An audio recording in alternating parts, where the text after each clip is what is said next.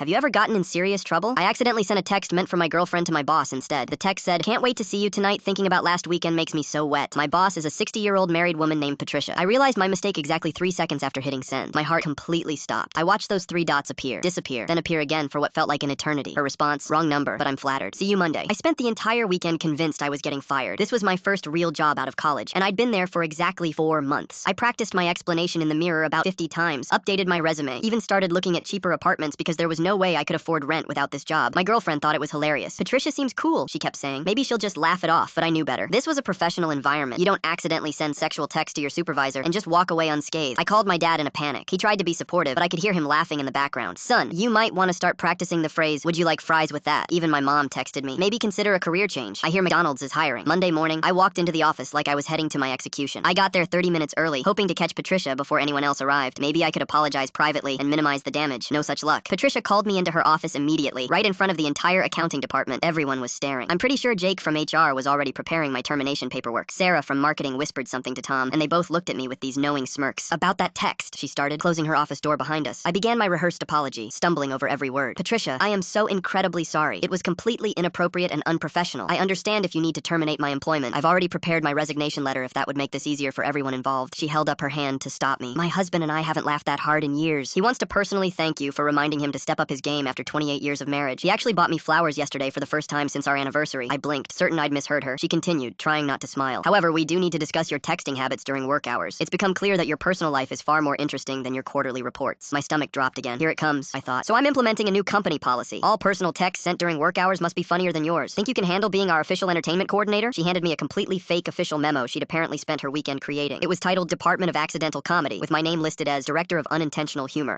The memo included ridiculous job responsibilities like ensuring all workplace mishaps result in laughter rather than lawsuits, and maintaining a minimum awkwardness threshold of 8 out of 10. There was even a fake salary increase listed. Turns out Patricia has the best sense of humor in the entire building. She'd been looking for ways to boost office morale for months, and my catastrophic text message gave her the perfect opportunity. She told me later that she'd shown the text to her husband, and they'd spent the entire weekend coming up with increasingly elaborate pranks to pull on me. The memo was just the beginning. That mistake completely changed my trajectory at the company. Patricia became my mentor, teaching me everything about client relations and business development. She said my ability to turn mortifying situations into memorable moments was exactly what their customer service department needed. The whole office started calling me the text guy, but in the best possible way. People would come to me with their embarrassing work stories, and somehow I'd always find a way to make them laugh about it. 6 months later, she promoted me to team lead. A year after that, I was managing the entire customer relations division. Patricia retired last month, but not before telling everyone at her farewell party that hiring me was the best decision she'd ever made, and that my girlfriend should probably thank her for keeping me employed long enough to afford an engagement ring. At the retirement party, she gave me a framed copy of that original text message with a note. "Sometimes the biggest mistakes lead to the greatest successes."